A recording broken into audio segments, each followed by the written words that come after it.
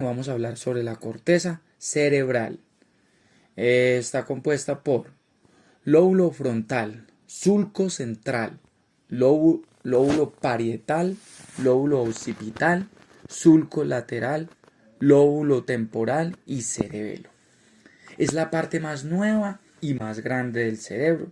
Es aquí donde ocurre la percepción, la imaginación, el pensamiento, la decisión, el juicio, como lo vemos en la diapositiva.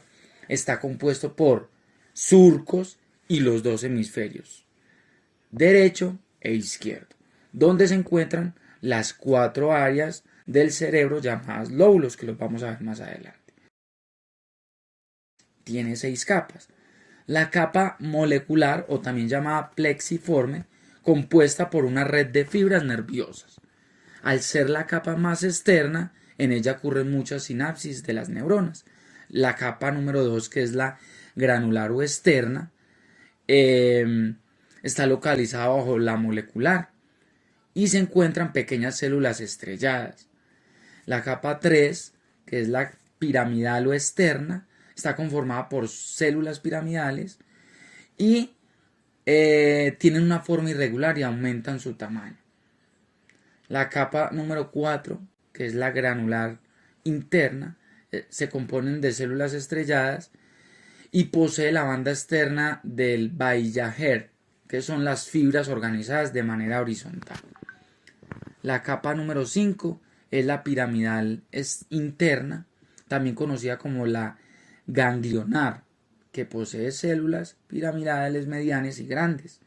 Y la última, que es una capa multiforme o polifórmica, formada por células fusiformes y células piramidales. Las fibras nerviosas de esta capa entran en la sustancia blanca, conectando con las regiones intermedias. Los 4 lóbulos cerebrales se encuentran en ambos hemisferios, como ya lo habíamos dicho, en el izquierdo y en el derecho, siendo un ejemplo de la simetría que gobierna la disposición general del sistema nervioso central. Hablaremos del lóbulo frontal. ¿Sabías que el lóbulo frontal es el que nos diferencia del resto de los animales? Es este el que nos hace seres racionales, con criterio propio, con la posibilidad de actuar según estrategias complejas y bien preparados para vivir en sociedades muy grandes. El lóbulo frontal se extiende desde la parte anterior del parénquima cerebral hasta uno de sus surcos más importantes, el surco central o cisura de Rolando, que además sirve como línea divisora entre el cerebro pensante y el sintiente. Se trata de una de las estructuras más extensas, pues ocupa aproximadamente 1/3 del total de la superficie cerebral. Contiene una serie de accidentes topográficos con funciones diferenciadas. Otras funciones importantes dependientes de esta zona serían el autocontrol y la inhibición de los impulsos. En esta diapositiva podemos observar la vista lateral y el corte sagital. Ahora hablaremos sobre el lóbulo parietal. ¿Sabías que el lóbulo parietal mezcla datos relacionados con lo que se ve y aquellos que nos hablan de lo que se escucha y hace que aparezca una experiencia perspectiva completa? Es decir, el lóbulo parietal integra datos provenientes de distintas fuentes, es decir, trabaja conjuntamente con ese y el resto de los lóbulos del cerebro. Es por ello que este lóbulo se encuentra en una posición privilegiada del cerebro, pues se ubica tras el frontal, separado por el surco central y por delante del occipital, así como encima del temporal.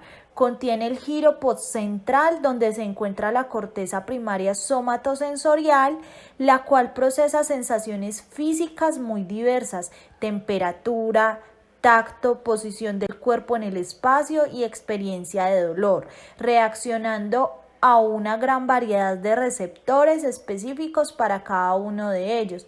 Un ejemplo sería cuando llueve, nos estamos mojando y tenemos la sensación de frío, la sensación de sudoración en la piel. Lóbulo temporal. El lóbulo temporal permite integrar globalmente buena parte de la información sensorial que nos llega a través del entorno. Tiene un papel súper relevante en procesamiento de los contenidos de la visión y el oído, así como el del lenguaje en general. Por ejemplo, cuando escuchamos música o escuchamos hablar a una persona. El lóbulo temporal se encuentra separado de los lóbulos frontal y parietal por otro de los grandes surcos del cerebro, la cisura lateral. Esta región destaca por la presencia de los giros temporales superior, medio e inferior. En este punto se encuentra el área de Hessel, también conocido como corteza auditiva, la cual permite que se pueda procesar la experiencia sonora a través de sus conexiones con el tálamo y el núcleo geniculado. En este mismo sentido, el lóbulo temporal incluye el área de Wernicke, hemisferio izquierdo en el 90% de las personas diestras y el 70% de los zurdos. El lóbulo occipital ha permanecido casi igual a lo largo de cientos de miles de años, aunque curiosamente se cree que en los neandertales, que fueron una rama evolutiva paralela a la del Homo sapiens, esta zona tenía mayor tamaño relativo y absoluto que el de nuestra especie. Si bien no hay ninguna zona del cerebro que tenga solamente una función, ya que todas ellas funcionan juntas y de manera coordinada, el proceso que mejor define a la utilidad del lóbulo occipital es el procesamiento de la información visual. El lóbulo occipital se extiende desde la región posterior de nuestro cerebro hasta el surco parieto-occipital, el cual sirve como una línea divisora entre este y los lóbulos parietal y occipital. También contiene los giros occipitales superior e inferior, los cuales se encuentran divididos por una cisura transversal, conocida como el surco occipital lateral. Esta región es básica para el procesamiento de la visión, como ya bien lo habíamos dicho en el principio, y cuenta con una zona específica para cada una de sus propiedades sensitivas, como lo es el movimiento, el color, entre otros. Los hemisferios cerebrales se dividen en dos, los cuales están íntimamente unidos por un arco de materia blanca llamada cuerpo calloso. El hemisferio izquierdo está relacionado con la parte derecha del cuerpo, normalmente. Además, es el hemisferio izquierdo el que tiene el lenguaje y es el principal responsable de habilidades relacionadas a la lógica. El hemisferio derecho está relacionado con la parte izquierda del cuerpo. Este tiene que ver más con cosas como la orientación espacial, el reconocimiento de caras y la imagen corporal. También parece que gobierna nuestras capacidades de apreciar el arte y la música. Algunos de los trabajos más interesantes que se ha hecho relacionados con los hemisferios los realizó Roger Sperry. Son una parte fundamental del encéfalo. Anatómicamente, estos dos hemisferios son muy parecidos o semejantes, pero no son simétricos.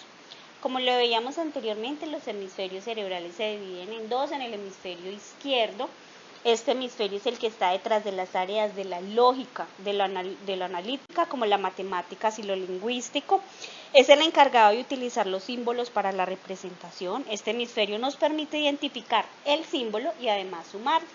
Como lo vemos en la imagen, el hemisferio izquierdo está en el razonamiento, el lenguaje hablado, el lenguaje escrito, la habilidad científica, la habilidad numérica y control de la mano derecha. El hemisferio derecho está más relacionado con la parte artística, por eso tenemos la intuición, la imaginación, el sentido artístico, sentido musical, la percepción tridimensional y el control de la mano izquierda.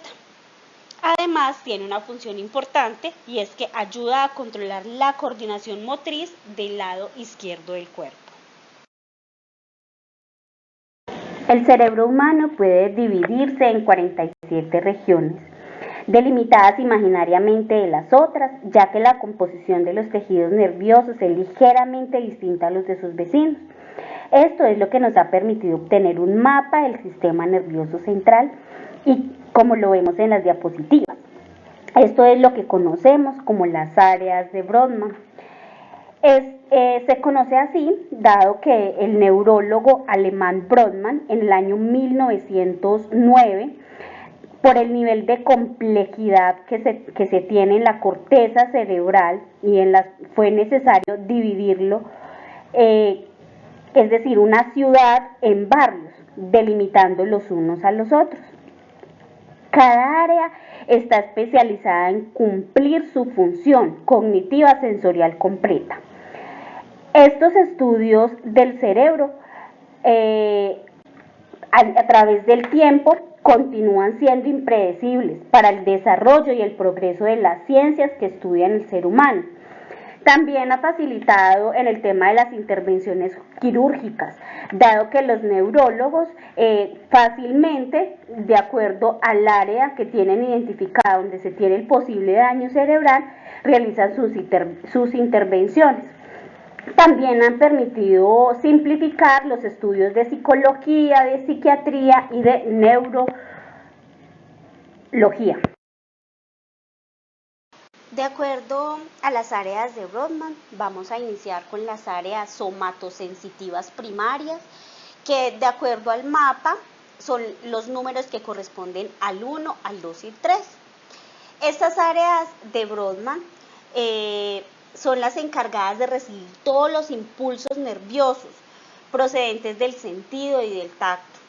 Estas áreas son imprescindibles para captar todo lo que es el dolor, la presión, la temperatura y toda la información táctil. También nos permite recibir mensajes procedentes de articulaciones y de los músculos. Está la área motora primaria, que es la número 4, y la área premotora, la número 6, que es un área complementaria. En cuanto al área premotora primaria, que es la número 4, dice que pues esta se encuentra ubicada en el lóbulo frontal, corresponde igual a la circunvolución procentral o área premotora primaria. Pues esta es la encargada de controlar los movimientos voluntarios del lado contrario de nuestro cuerpo, es decir, los que se encuentran en el hemisferio contrario al que pues esta se encuentra. El área premotora 6, como ya lo decía, es un área que se encuentra igualmente ubicada en el lóbulo frontal y pues es un área motora complementaria. Es una región del cerebro que genera un impulso para que desempeñemos un movimiento involuntario y organiza los movimientos que se generan por estímulos visuales o auditivos. Las áreas 5 y 7 son áreas sensitivas secundarias. Estas áreas se encuentran ubicadas en el lóbulo parietal y se encuentran ubicadas detrás de la corteza sensorial primaria. Estas son las encargadas de recibir la información del sentido de la vista, procesarla y controlar los movimientos corporales que surgen de acuerdo a una respuesta o estímulos visuales. El área número 8, esta área se encuentra ubicada en la parte frontal o en el lóbulo frontal. Esta área es anterior a la corteza premotora. Igualmente facilita los movimientos oculares y participa en los reflejos visuales. Asimismo, con la dilatación y la constricción de la pupila. Dice que se encarga de la musculatura ocular. Igualmente, como lo decía, regula los movimientos voluntarios de los ojos. Continuando con las áreas 9, 10, 11 y 12, que son las áreas prefrontales. Igualmente, pues estas se encuentran ubicadas, como su nombre lo dice, en el lóbulo frontal, y pues ellas se encargan de los procesos cognitivos, como el razonamiento, el juicio, también como la voluntad, la imaginación del tiempo. Por último, en esta parte tenemos el área insular, que está conformada por las áreas 13, 14, 15 y 16. Estas áreas son las encargadas de planificar o coordinar los movimientos articulados con respecto al lenguaje. Igualmente se relaciona con la información proveniente de los estímulos de los sentidos.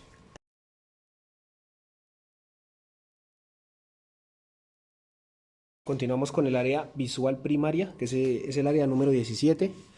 Esta área se encuentra ubicada en el óvulo occipital y es el área visual principal.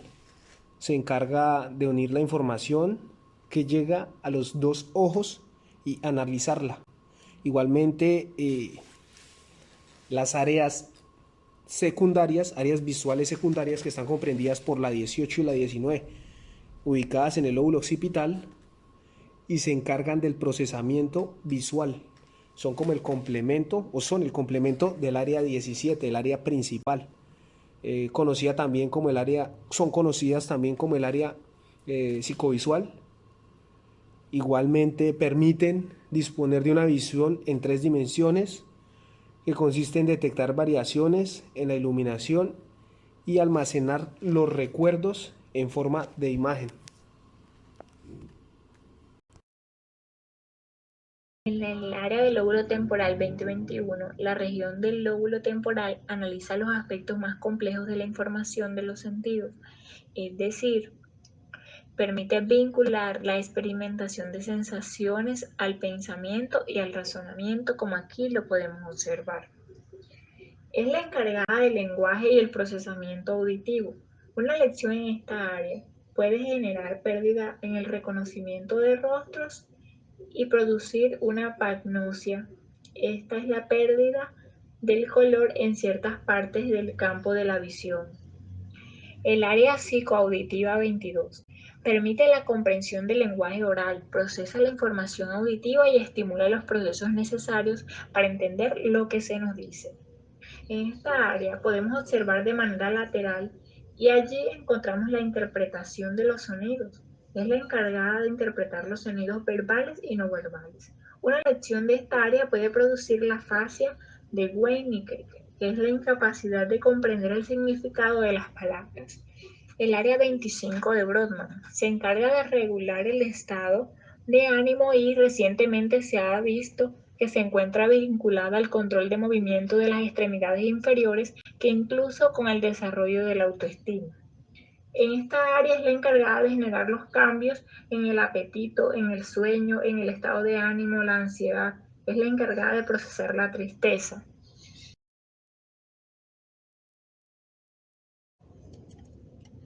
Áreas límbicas 23, 24, 29, 30, 35 y 38 están vinculadas con el desarrollo de emociones básicas y la ejecución de comportamientos instintivos.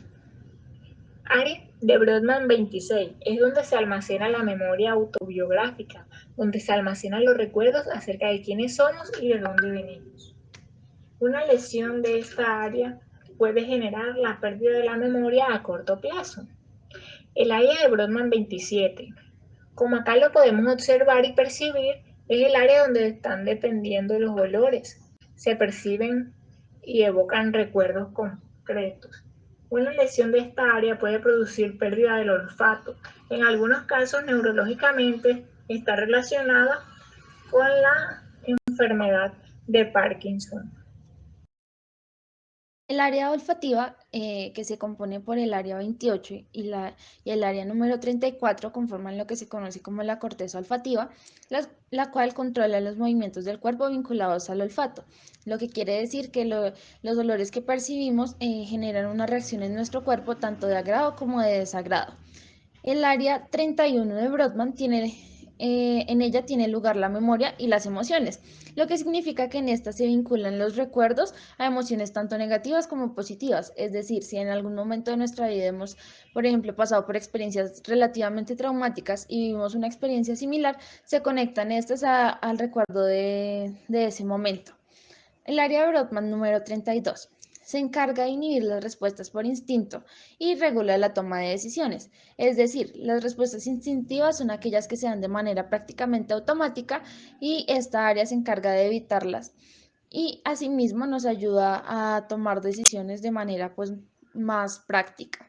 El área número 33 se vincula, igual que el área número 32, a la toma de decisiones. Se encarga de procesar tanto las emociones como de organizar movimientos para realizar una acción determinada. Y en última instancia, ayuda a evitar o a regular la experimentación del dolor. Y en última instancia está el área de Brodmann número 37. Se vincula con el reconocimiento de caras, lo cual nos permite reconocer las personas que nos rodean y asimismo reconocernos a nosotros mismos. Y también permite la comprensión de recursos poéticos, como lo son las metáforas, y a su vez permite el desarrollo del lenguaje de signos.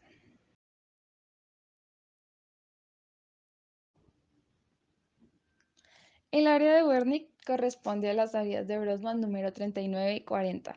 Esta es la principal para la comprensión del lenguaje. Se encuentra ubicada detrás de la corteza auditiva primaria y es el área más importante para el desarrollo de las funciones intelectuales superiores. Sus funciones incluyen el permitir el desarrollo de discursos estructurados y la verbalización y organización de ideas. Algunas de las patologías que pueden afectar esta área son afasia de Wernicke, la cual se produce por una lesión en el área de Wernicke.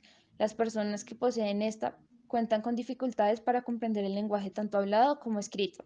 Suelen hablar con fluidez y con un ritmo natural. Sin embargo, las frases resultan confusas e incoherentes, ya que son expresadas a través de una serie de palabras que no tienen relación entre sí. Las personas no son conscientes de que lo que dicen carecen de sentido. Es así que a la hora de escribir, escriben de la misma manera en la que hablan, es decir, con fluidez pero de forma incomprensible. En segundo lugar, la encefalopatía de Wernicke. Esta resulta de la ingestión o la absorción inadecuadas de tiamina asociadas con una ingesta continua de hidratos de carbono. La circunstancia subyacente es el alcoholismo grave. La desnutrición asociada con el alcoholismo a menudo impide el aporte adecuado de tiamina. También puede ser secundaria a otras enfermedades que causan desnutrición o deficiencia prolongada de la vitamina. Un ejemplo, la diálisis, la inanición, el cáncer o el SIDA. Dar una carga de hidratos de carbono a los pacientes con deficiencia de tiamina puede desencadenar la encefalopatía. No todos los alcohólicos la desarrollan. Esto sugiere que intervienen otros factores. Algunos de los síntomas son las alteraciones oculomotoras, la disfunción vestibular, confusión global que representa desorientación profunda, indiferencia, falta de atención, somnolencia o estupor. En tercer lugar, se encuentra la enfermedad de Wernicke-Korsakoff, que es un trastorno cerebral debido a la deficiencia de tiamina. Se cree que son parte de una misma afección. El síndrome de psicosis de Korsakoff tiende a desarrollarse a medida que desaparecen los síntomas de Wernicke. Esto implica daño en áreas del cerebro involucradas con la memoria. Los síntomas más comunes son la incapacidad para formar nuevos recuerdos, pérdida de la memoria, pérdida de coordinación muscular, marcha inestable, alucinaciones, cambios en la visión y caída de párpados. Áreas auditivas primarias, que corresponden a las áreas 41 y 42. Esta área es la que nos permite ubicar los sonidos en el espacio, es decir, nos permite detectar de dónde provienen los sonidos que escuchamos en un espacio determinado. El área gustativa corresponde al área número 43 y como su nombre lo menciona, nos permite recibir y procesar la información del gusto. Las áreas de Broca, que corresponden a las áreas 44 y 45, así como el área de Wernicke, es de vital importancia a la hora de comprender y generar el lenguaje oral y escrito. El área prefrontal dorsolateral, que corresponde al área número 46, está vinculada a la capacidad de atención, lo que significa que nos ayuda a concentrarnos en algo de manera específica y a su vez se relaciona con la memoria de trabajo, lo que significa que al realizar una acción de manera repetitiva se convierte en algo que se realiza de forma prácticamente automática. Y en última instancia tenemos el área de Brodmann, que corresponde al área número 47. Esta está relacionada con la organización y estructuración y a su vez con lo que tiene que ver con la música, especialmente en lo que se relaciona a la comprensión del lenguaje musical, como lo es el entendimiento de las diferentes piezas musicales.